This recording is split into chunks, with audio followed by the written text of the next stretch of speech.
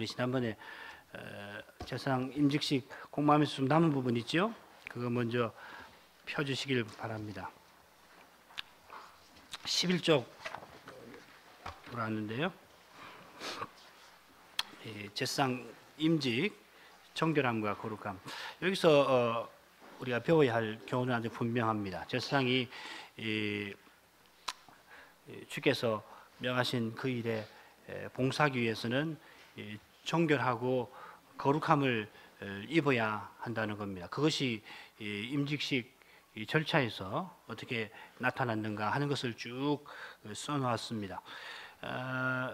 맨 첫 단락 한번 읽어보죠. 이렇게 아론과 제사장들은 백성을 대표하고 대신해서 하나님 가까이에 나가는 거룩한 사람들이 되어야 되는데, 그러기 위해서 아론은 먼저 물로 씻고 그 다음에 옷을 입고 기름 부음을 받습니다. 이 물로 씻는다는 건 제사장이 부정을 씻는 상태, 언약 안에 속한 상태를 가리키고, 기름 부음을 받는다 하는 건 하나님께 나아가는 그런 상태, 그런 상태로 들어가는 것을 가리키는 것입니다. 성별이라고 그러죠. 이렇게 기름 부음 받은 상태에 있어야지 마지막으로 영광의 상태, 하나님의 사랑과 다스림 아래 사는 그런 상태로 나아갈 수가 있게 되는 겁니다. 그래서 정결함, 거룩함, 영광, 이것이 말하자면 순서라 할 수가 있습니다. 자, 그 단락을 넘기도록 하고요. 11쪽 그 마지막 단락, 제사장이 준비 단계에서 물로 씻고 기름 부음을 받는데, 임직식에도 마찬가지입니다. 레위기 8장 15절 한번 읽어볼게요. 모세가 잡고 그 피를 취하여 손가락으로 그 피를 단의 네 귀퉁이 뿌리에 발라 단을 깨끗하게 하고, 그 피는 단 밑에 쏟아 단을 속하여 거룩하게 하고. 여기도 보면은 이 단을 깨끗하게 하고 거룩하게 한다 그랬습니다. 이 제사장이나 그다음에 성막이나 같다고 그랬죠. 결국 이 단에서 이 제사를 드릴 수 있기 위해서 단이 깨끗하고 또 거룩해져야 합니다. 넘기시죠. 그래, 이 지금 8장 15절은 속죄제를 드리는 건데, 이 속죄제를 제사장이 드릴 때는 그 뜻은 뭐냐면은 이 정한 상태로 회복되는 것이 속죄제라고 말씀을 드렸지요. 그러고서 이제 이어서 제사장은 번제를 드립니다. 이 번제는 하나님의 것으로 전부를 다 드리는 성별되는 절차가 됩니다. 그게 이제 번제가 되겠고요. 마지막으로 이제 제사장이 드리는 제사가 뭐냐면은 제사장을 위해서 드리는 거죠. 사실은 모세가 아론과 제사장을 위해서 드리는 제사가 화목제인데, 이 화목제를 위임제라고 부를 만큼 이 화목제가 이 위임식에서 제일 중요한 제사입니다. 그 보면은 뭐 여러 가지가 있는데, 모세가 수양이 피를 잡고 수양을 잡고 피를 처리하는데, 그때 그 피를 먼저 아론과 그 아들의 그 오른 깃불, 그리고 오른 손 엄지가락, 그리고 오른 발가락에 피를 바릅니다. 이 의미가 뭔가 하는 거 밑에 좀 읽어보시면 좋은데요. 13쪽으로 가죠. 우리가 다음에 문둥병 그 정결법에서 이 의미를 자세히 배울 거니까 간단하게 하겠습니다. 이 오른 깃불, 오른 손가락, 오른 발가락에 바르는 것은 제사장 전체를 대표해서 그 부분에 피를 바르는 겁니다. 그러니까 제사장 전체를 피로 바르는 것이죠. 정결하게 하는 겁니다. 자, 그리고 이어서 모든 기름, 둘째 단락입니다. 13쪽에 오른 뒷다리 여러 소재를 요제로 드리라 하였습니다. 이 요제라고 하는 것은 우리 전에 공부를 했습니다만은, 요제는 성별하는 뜻이 매우 강합니다. 거제가 있고 요제가 있는데, 거제도 하나님께 갖다 드리는 것이죠. 그것도 말하면 성별하는 거죠.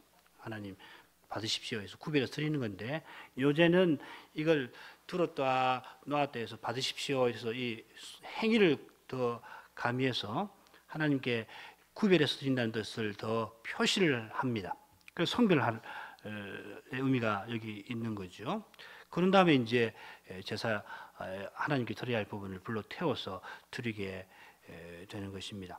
여기 보면은 이 8장 그 13쪽에 그 맨 밑에 8장 25절 27절 나온 부분 있죠. 거기 보면 27절에 보면 그 전부를 그러니까 뭐 모든 기름, 오른 뒷다리, 여러 소재 그 전부를 아론의 손과 그 아들의 손에 두어. 그러면 어떻게 되겠습니까? 손이 가득 차는 거예요. 하나님께 드릴 것이 제사장 손에 가득 차겠죠. 그래서 여호와 앞에 흔들어서 요제를 삼게 하고, 여기 이제 손을 채운다는 말이 나오는데, 이 손을 채운다는 표현이 제사장직에 임명한다 하는 뜻으로 나중에는 그 뜻이 발전된다는 거, 그거 지난번 공부했죠. 그래서 13종 맨 마지막에 제사장은 여호와의 궁중에서 봉사하는 종입니다. 그는 번제단에서 이렇게 여호와께 음식 제사를 드리고, 또 여호와의 활동 공간이라고 할 수 있는 성소에서도 여호와께 드릴 떡을 진설병 상에 진설하고, 그 방을 환하게 활동을 잘 하시라고, 마치 활동을 잘 하시라고 불을 등대에다 밝히고, 그리고 그 방을 향기롭게 하는 향을 피웁니다. 이스라엘 백성들 그 일반 생활 공간이 그렇지요. 그런데 성소도 하나님께서 그렇게 꾸미도록 하셨습니다. 그 사실 여기지요. 하나님께서 그렇게 하시고 백성은 그 패턴을 따라서 생활하도록 하신 겁니다. 이건 다음에도 기회가 있으면 배우겠습니다. 자, 그런 다음에 이제 가슴 부분은 이제 모세가 응식으로 삼는다는 내용이 나오고요. 그다음 마지막으로 이 관유와 기름이죠. 그리고 단 위에 위임제 피를 다시 취해서 아론과 그 옷 그리고 그 아들과 그 옷에 뿌리게 됩니다. 이게 8장 30절에 나오는 겁니다. 맨 마지막으로 남은 절차는 이 음식을 함께 먹는 절차인데, 그 이전에 마지막 단계라 할 수가 있습니다. 그 8장 30절 읽어볼게요. 모세가 관유와 단 위에 피를 취하여 아론과 그 옷과 그 아들들과 그 아들들의 옷에 뿌려 그 아론과 그 옷과 그 아들들과 그 아들들의 옷을 거룩하게 하고, 아까 우리 피 뿌려서 이 오른 깃불, 오른손 가락, 엄지가락, 오른발 엄지가락에 뿌렸는데 그건 정결하게 했다면은, 이거는 이 기름이 표시하듯이 거룩하게 하는 것입니다. 그래서 이 제사장 임직식에 정결하게 하는 것, 거룩하게 하는 것이 이렇게 반복적으로 이루어져서 제사장이 그 직무를 담당하기 위해서 반드시 정결함과 성결함이 필요하다는 것을 보여주고 있습니다. 마지막 절차는 음식에 관한 것입니다. 이건 지난번 우리 화목제 공부할 때 했으니까 넘어가도록 하겠습니다. 나머지 내용은 꼭 읽어보시면은 유익한 내용들이 많이 나올 겁니다. 자, 그러면 오늘 우리 공부해야 할 부분으로 얼른 가도록 하겠습니다. 금방 우리 읽은 대로 이 레위기 8장에 나오는 제사장 임직식에서 제사장이 누군가, 어떻게 제사장이 되는가 하는 걸 살펴보았습니다. 여호와께서 아론과 그 자손을 제사장으로 택하시고는 임직식을 통해서 그들을 정결하게 하고 또 거룩하게 하셨습니다. 그들 옷도 정결하고 거룩하게 하셨고, 성막의 기구도 정결하게 하고 거룩하게 하셨습니다. 자, 이것은 아론 제사장이 중보 직분을 맡았음을 보여주는 겁니다. 하나님이 모세가 만든 성막에 친히 임재하셔서 백성 가까이 불러주시고 만나고자 하시는데, 이 일을 담당하는 직분에 아론과 그 자손을 친히 부르신 겁니다. 아론 제사장은 여호와께서 거룩한 일에 쓰시려고 사람들 가운데서 특별히 구별하신 사람들입니다. 그래서 거룩한 사람입니다. 여기 구별한다는 말도 거룩하다는 말이고, 하나님의 일에 쓰신다는 것도 거룩하다 하는 말입니다. 아론 가문만 아니라 레위 지파 전체가 구별해서 되어서 하나님 일에 봉사를 하게 됩니다. 자, 그다음, 그래서 레위 지파는 가나안 땅을 기업으로 받지를 않습니다. 여호와 하나님이 기업이 되어 주시죠. 신명기 10장 9절 그때 보면 내 하나님 여호와께서 그에게 말씀하신 같이 여호와가 그의 기업이시니라. 레위 지파와 제사장 가문은 하나님을 예배하고 섬기는 일로 소명을 이루어야 한다 하는 뜻입니다. 여호와께서 백성이 드리는 제사와 예물에서 일부를 레위 지파와 제사장 가문에게 돌려주셔서 그것으로서 생업을 유지하며 소명을 이루도록 하셨습니다. 그래 이 제사장 그리고 레위 지파는 이스라엘 백성을 대표하고 대신하는 사람들입니다. 본래 여호와께서 애굽에서 이스라엘을 건지실 때 애굽의 장자를 다 죽여버리시고, 그리고 이스라엘의 장자를 살리심으로 그 장자를 하나님 소유로 삼으셨습니다. 이게 출애굽기 13장 1, 2절 거기에 아주 분명히 나오죠. 이는 내 것이니라. 출애굽에 의해서 이스라엘 장자들은 하나님 것으로서 원칙적으로는 이들이 하나님 성소에서 하나님을 봉사해야 했던 것입니다. 하나님의 종이 되어야 했던 것입니다. 그런데 하나님께서는 이스라엘의 장자들을 대신해서 레위 지파를 특별히 택하셔서 그들이 성소에서 봉사하게 하셨습니다.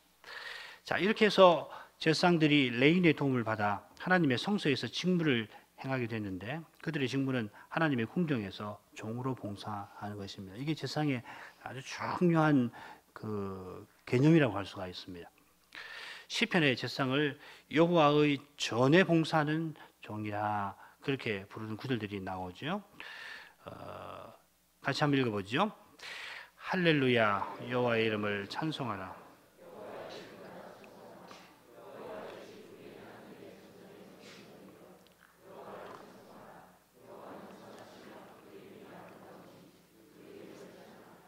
자, 이 시는 성전에서 제사장이 행하는 봉사에 관하여 노래하고 있습니다. 성전을 여호와의 집이라고도 부르고 하나님의 전, 궁궐이란 말이죠.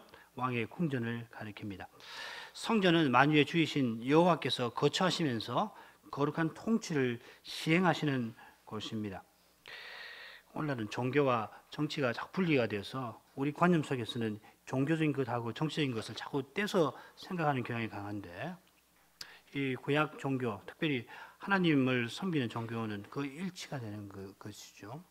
재정 일치라고도 말할 수가 있는 거죠. 항상 하나님께 예배 드린다고 할 때 오늘날 좁은 의미의 그 종교적인 것만으로 생각하시면 안 돼요. 우리가 만왕의 왕에게 나아가서 그분에게 합당한 그 예를 표하는 거고 봉사를 행하는 겁니다. 군대 개념이 있다는 거죠. 우리 지난번 수요일날 그 공부할 때 군대 개념에 대해 생각해 봤지 않습니까? 오늘 또 그 이야기 나올 겁니다. 그런 거 염두에 두시고 들어보시면 좋겠습니다. 이 제사장은 이곳에 가까이 나가서 하나님을 섬기는 사람, 그 거룩한 통치를 시행하시는데 그 일에 쓰임받는 종들입니다. 그래서 여호와의 종들아, 하나님의 전정에 섰는 너희들, 하나님의 전의 그 뜰에 서 있는 너희들이, 그래서 레위 지파하고 아론 자손들을 종이라고 부른다는 것을 우리가 짐작할 수가 있는데 그 끝에 보면 그렇게 나와요. 아론의 족속아, 레위 족속아. 그래서 이 종들이 누구를 가리키는가 하는 것을 알 수가 있죠. 그리고 이들은 여호와를 경외하는 하나님 백성의 대표라 하는 것을 알 수가 있습니다. 자, 그 다음 단락으로 가죠. 자, 이들이 하나님의 궁정에서 행하는 찬송 중에 봉사 중에 특별히 찬송을 언급을 하고 있습니다. 시편 22편은 이 찬송을 여호와의 보좌와 연결해서 말하고 있습니다. 같이 한번 읽어보죠. 이스라엘의 찬송 중에 거하시는 주여, 주는 거룩하시니라. 여기 거한다 하는 표현도 좋은데요. 좀 더 정확하게 표현하면 좌정하신다 하는 겁니다. 앉으신다는 겁니다. 이스라엘이 찬송을 드리면 그 찬송이 하나님의 보좌 같은 역할을 해서 하나님이 그 찬송 위에 앉으신다 하는 겁니다. 앉으셔서 뭐 하시겠습니까? 거룩한 통치를 나타내 주시는 겁니다. 오늘 그걸 공부를 합니다. 다윗의 지시를 따라서 솔로몬의 성전에서 이 제사장과 레위인들이 찬양들을 구성하죠. 이들의 찬양은 언약 백성 전체를 대신해서 하는 봉사입니다. 가장 중요한 봉사입니다. 물론 구약 시대에는 제사가 현저합니다만은 그러나 제사 드리는 그 본질은 뭐냐면은 하나님을 찬송하는 것입니다. 우리 오늘 예배도 마찬가지입니다. 마치 제사장이 번제단에서 제사 드리고 성소에서 떡상, 등대, 향단에서 봉사하는 것처럼 제사장과 레위인의 연합 찬양대가 봉사하였습니다. 다윗의 장막, 여기 다윗 장막은 언약궤를 임시로 모셔둔 그 장막이죠. 거기서 레위인의 찬송이 상번제에 해당되는 것이라는 것을 금방 확인할 수 있습니다. 다윗이 고아, 게르손, 무라리 자손 중에서 각각 헤만, 아삽, 에단을 찬양대 책임자로 임명했는데 이건 솔로몬 성전 세워지기 전의 편성입니다. 역대기상 6장을 보면은 성전 완공 시의 편성이 거기 기록되어 있습니다. 어떻게 되어 있냐면은 고아 자손인 헤만, 이 사무엘 손자입니다. 이 중앙에 있고, 그 다음에 게르손 자손인 아삽이 오른편, 그리고 에단이 왼편에서 봉사하도록 했습니다. 다윗이 아삽과 그 형제는 여호와의 언약궤 앞에 머물러 항상 그 궤를 궤 앞에 섬기게 했는데 뭐라고 했냐면 날마다 그 일대로 하게 하였다 하였습니다. 아삽과 그 형제의 봉사는 찬미인데 그 찬미를 항상 이 타미드 번제할 때 이 이 타미드죠. 상번제 할 때 그 상이란 말이 이 타미드입니다. 올라 타미드. 항상 드리게 하고 매일 해야 할 일. 상번제 매일 해야죠. 그렇게 하도록 했습니다. 이 표현은 역대기상 23장 3절에 있는 대로 상번제 드리는 것과 마찬가지로 아침과 저녁에 드리도록 찬미를 드리게 했다는 뜻입니다. 찬송의 봉사는 제사와 함께 이루어지는 것이면서 동시에 그 자체가 제사의 성격을 지닙니다. 바꿔 말하면은 이스라엘이 드리는 찬송의 정점은 찬송이라 하는 겁니다. 모세의 성막에서는 이 제사장들이 번제의 화목제 위에 나팔을 불어서 여호와께 기념이 되게 합니다. 번제물 위에와 화목제물 위에 나팔을 불어라. 그로 말미암아 너희 하나님이 너희를 기억하리니 나는 너희 하나님 여호와니라. 레인들이 수금, 재금, 비파로 연주하면서 찬송을 드릴 때에도 그들의 찬미는 여호와 하나님을 하여금 이스라엘과 맺으신 언약을 기억하도록 하시도록 하는 겁니다. 우리 찬송도 마찬가지입니다. 우리 예배 드릴 때 하나님이 나는 네 하나님이고 너희는 내 백성이다. 그렇게 기억해 주시고 우리 마음에 그걸 확신시켜 주는 겁니다. 그게 하나님 영광이 나타나는 겁니다. 레인이 찬송하는 일이 상번제 지내는 일에 해당되는 것인데 그와 동시에 레인의 찬송은 제사장이 성서 봉사하는 것에 해당되는 것이기도 합니다. 첫째로 레인이 찬송 드리는 일이 제사장이 언약궤를 운반하는 일과 같은 용어로 표현되었습니다. 법궤보다는 언약궤로 다 고치십시오. 법궤라는 말은 사실은 없습니다. 뭐 법궤라고 틀리는 건 아니지만은 정확하게 하면 언약궤가 더 좋아서 드리는 말씀입니다. 자, 역대기상 15장 27절 한글 개역을 먼저 읽어보겠습니다. 다윗과 궤를 맨 레위 사람과 노래하는 자와 그 두목 그나냐와 모두 노래하는 자도 다 세마포 겉옷을 입었으며 다윗은 또 에봇을 입었고 이걸 조금 번역이 불분명해서 좀 바꿔보면요. 다윗이 세마포 겉옷을 입었으니 궤를 맨 레위 사람과 노래하는 자 모두 그리고 노래하는 자들의 마사의 우두머리 그나냐도 그리하였고 또한 다윗이 배에 에봇을 입었더라. 우리 지난번에 제사장 의복 공부했죠.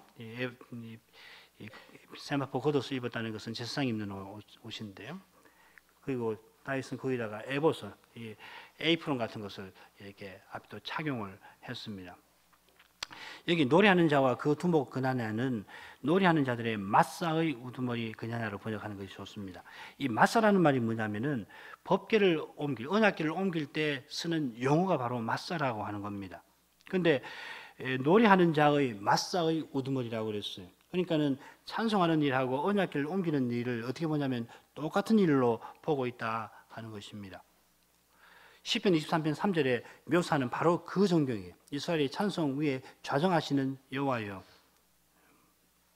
둘째로 제사장이나 레위인이 여호와를 섬길 때 사용하는 그 기명이 있잖아요. 성전에서는 그 그릇들, 그 기명을 켈이라고 그러는데 이 말을 찬송할 때 쓰는 악기에 그대로 사용을 합니다.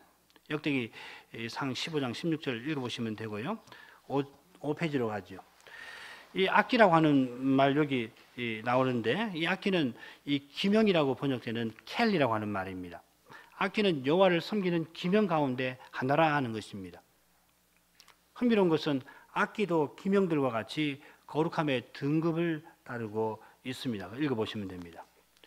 그 다음 달라. 자, 이렇게 보면 제사장이 번제단에서 제사 드리는 일과 그들이 성소에서 봉사하는 일과 또 제사장과 레인이 찬송 드리는 일이 결국은 똑같은 사실, 동일한 사실을 가리킨다 하는 겁니다. 제사장이 성소에서 떡상에서 매 안식일마다 안식일에 진설병을 두고 또 물러내고 또 등대에 불을 매일 켜고 아침 저녁으로 향단에서 분향하는 봉사는 우리가 공부한 대로 여호와께서 이스라엘을 특별한 소유로 삼아주시고 생명과 호흡과 만물을 주셔서 살고 숨쉬고 기동하게 할 때에 존재 전체, 생활 전체를 하나님께 헌상했으면은 말씀의 성신의 인도를 따라서 하나님과 사귐에 나아가는 그걸 뜻했습니다.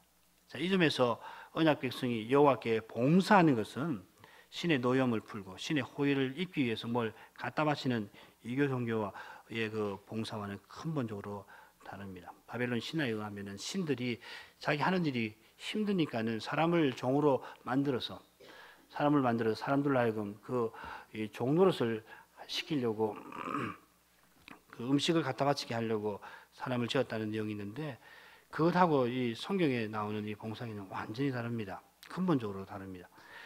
하나님의 은혜 위에서 먼저 하나님 주신 모든 것을 여호와께 헌상해서 하나님과 거룩한 교통으로 나아가도록 하시는 거고, 그래서 결국 여호와 하나님의 영광 가운데 나아가게 하는 겁니다.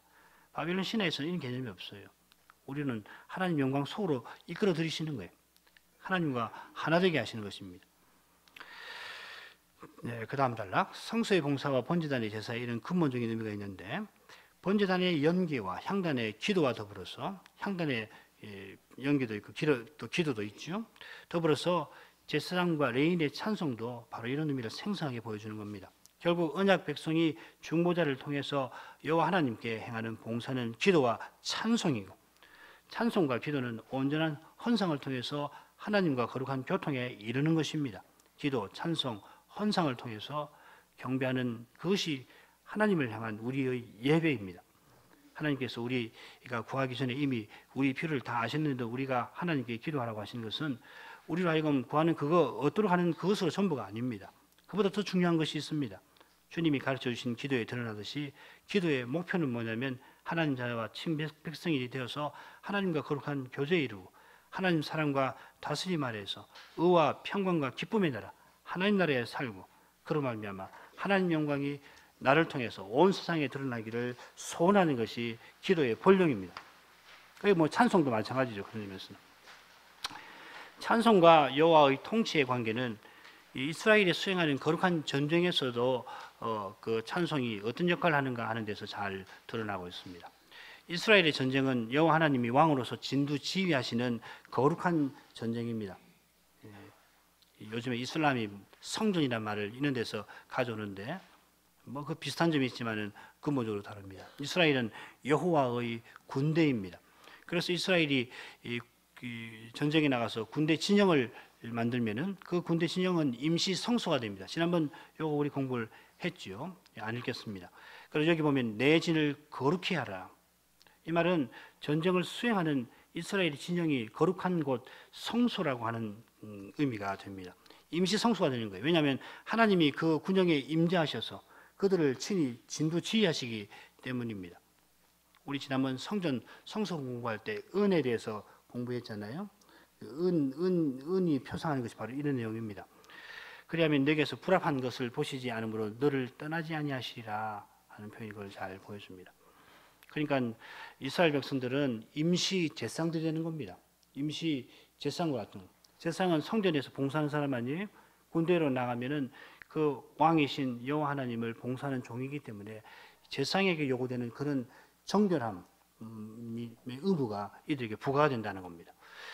이스라엘이 영광 구름의 인도를 따라 행진할 때도 마찬가지입니다. 행진하는 이스라엘 전체가 거룩한 전쟁을 수행하는 군대처럼 묘사되어 있습니다. 민수기 10장 35절 한번 읽어보지요.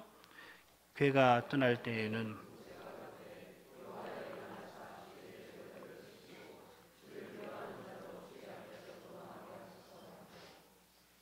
행진할 때만 아니라 행진 멈췄을 때도 진을 치는데 이 진이라고 하는 말이 군대 용어입니다. 그리고 민수기 2장 1절 2절에 보면은 거기 보면은 각 2절에 보면 이스라엘 자손은 각각 그 기와 그 종족의 기호 곁에 서서 이거 이 7페이지로 가죠.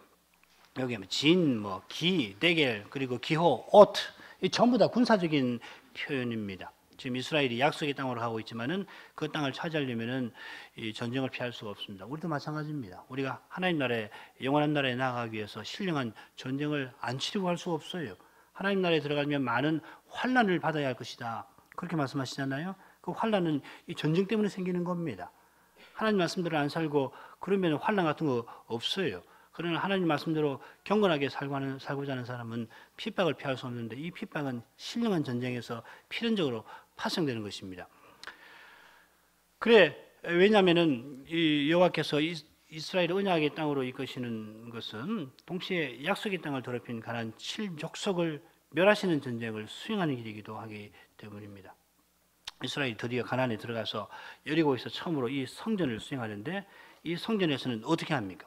언약궤를 앞세워서 7일 동안 그 성을 처음에는 한 바퀴, 두 바퀴, 마지막 날은 7바퀴 도는 것으로서 큰 승리를 거두었습니다. 이런 가나안 정복 전쟁의 성격을 분명히 보여주는 것입니다. 하나님이 친히 임재하시는 땅에 들어가시려고 그 땅을 정결케 하시고 친히 하나님이 앞에서 적들을 다 부숴 주신 겁니다. 그러기 위해서는 이스라엘이 하나님을 전심으로 믿고 의지하고 따르기만 하면 되었던 겁니다.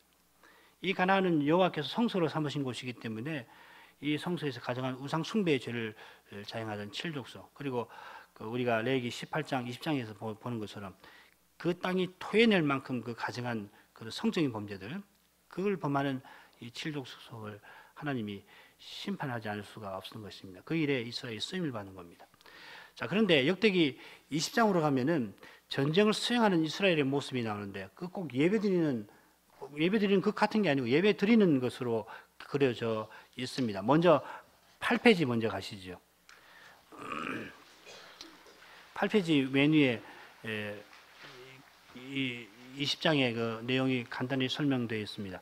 이 유다 왕 여호사밧 때의 일인데 모압 자손은 그리고 암몬 자손이 40사람과 함께 여호사밧을 치려고 합니다. 그러자 여호사밧 왕이 큰 군대의 침공을 앞두고 두려워서 하나님께 낯을 향하여 간구를 하고 유다 백성들에게는 금식을 선포합니다. 그리고 유다 모든 사람이 아내, 자녀, 어린 자들 다 서서 회중이 하나님 앞에 다 서서 간구를 합니다. 그 간구 내용이 역대기 20장 4절부터 12절에 길게 나옵니다. 이렇게 간구합니다. 그랬더니 레위 사람 야시엘에게 성신님이 임하셔서 우리가 이제 읽을 내용으로 대답을 해 주시게 됩니다. 다시 한번 7페이지로 돌아오시죠. 길지만은 같이 한번 읽어보시죠. 제가 15절 홀수절, 여러분 짝수절 읽고 23절은 함께 읽도록 해보겠습니다. 레이지파 사람 야시엘입니다. 야시엘이 가로되 온 유다와 예루살렘 거민과 여호사밧 왕이여 들을지어다. 여호와께서 너희에게 말씀하시기를 이 큰 무리를 인하여 두려워하거나 놀라지 말라. 이 전쟁은 너희에게 속한 것이 아니요 하나님께 속한 것이니라.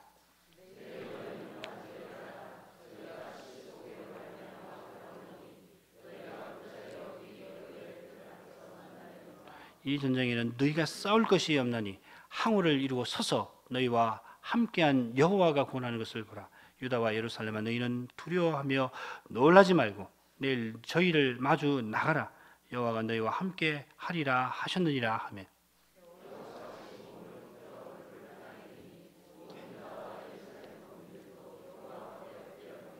그앗 자손과 고라 자손에게 속한 레위 사람들은 서서 심히 큰 소리로 이스라엘 하나님 여호와를 찬송하니라.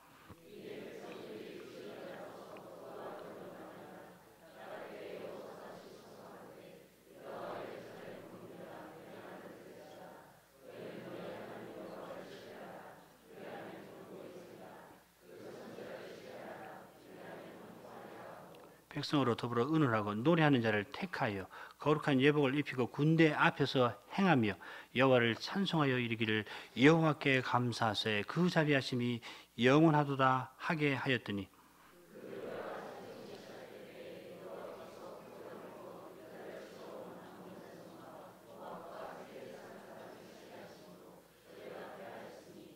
곧 암몬과 사와 자손이 일어나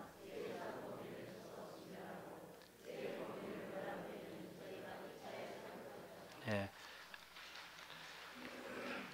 8쪽 그 둘째 단락 유다 나라는 적군을 향해서 전쟁하러 나가는데 그 전경이 예배드리는 모습입니다. 이스라엘이 찬송하면은 여호와 하나님이 그 통치 보좌를 그 찬송 위에 두셔서 친히 앞으로 나가서 이스라엘을 대적하는 자들을 물리쳐 주시는 장면입니다. 여호와의 보좌는 그 마차죠. 불붙는 마차죠. 그 에스겔서에 보면은 그렇잖아요. 전쟁하는 모습이거든요. 그 에스겔서에 있는 그룹들이 바퀴가 되고 그 위에 불타오르는 빛이 나는 그 보좌에 여호와 하나님 앉으시는데 그게 무슨 모습이냐면 전쟁하는 모습이에요. 군대를 이끌고 가는 왕의 모습이죠. 친히 진두지문하셔서 그렇게 가시는데 그 여호와의 보좌가 어떻게 형성되냐면 이스라엘의 찬송으로 형성된다는 거예요. 시간이 많이 가서 우리가 이거 나머지 부분을 다 할 수 없는데요. 간단하게 해보죠.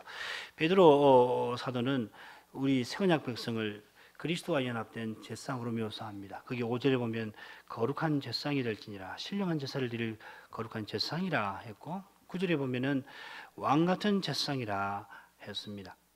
구약 시대에는 백성 중에 제사장이 따로 있었습니다만은 새언약 때는 모든 백성이 영원하신 대제사장 그리스도 안에서 제사장이 되었습니다. 구약 그 제사장들은 중보직을 맡았지만 그 스스로가 영원하신 메시아를 의지해야 하는 그런 존재잖아요.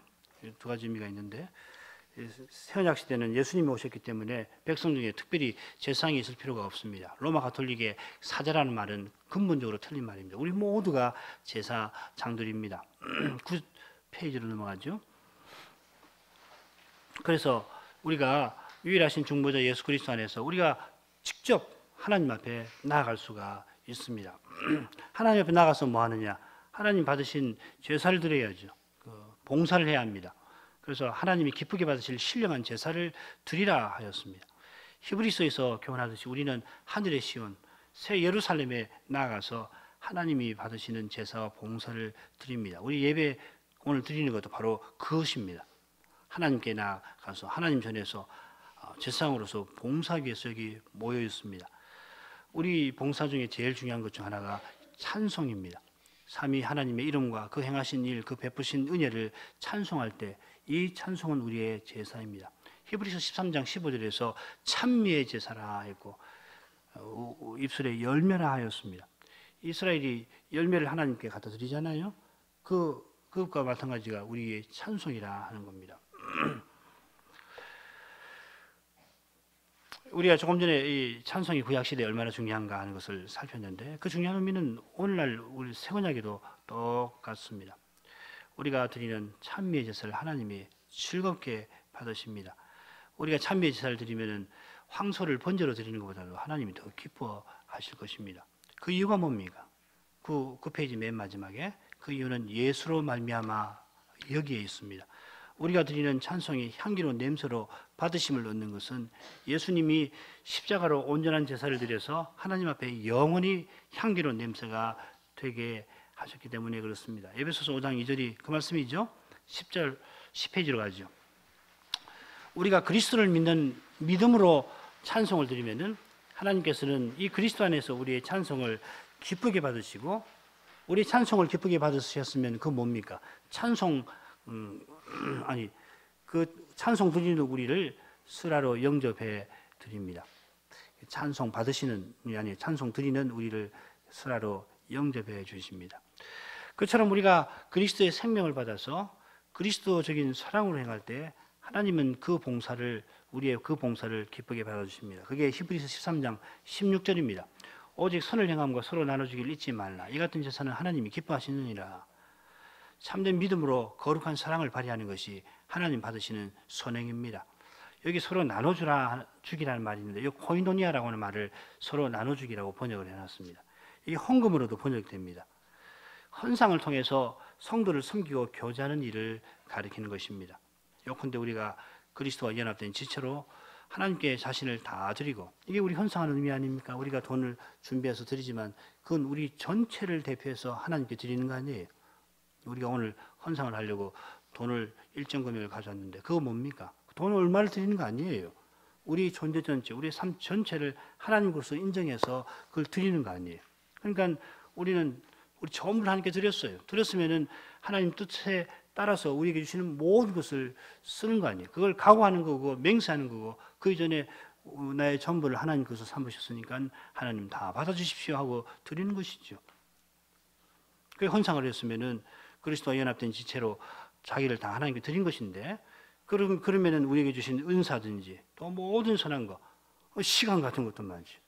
시간 같은 거 얼마나 귀한 건데 이런 것도 하나님 기뻐하시는 뜻을 쫓아서 거룩한 교회를 세우고 형제와 이웃을 섬기는데 써야 합니다. 자, 이것을 하나님 기뻐하시는 제사라 불렀습니다.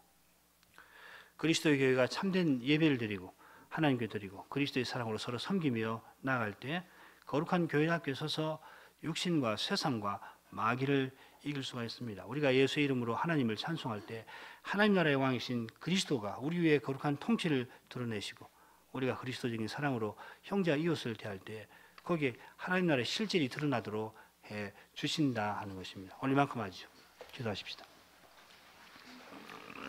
거룩하신 하나님, 저로 말미암아 심히 부정해서 하나님 가까이 감히 가까이 할 수조차 없던 저희를 그리스도 안에서 정결하게 해주실 뿐만 아니라 이제 그리스도와 연합된 제사장들로서 하나님을 예배하고 섬기며 살게 하신 것을 감사하나이다.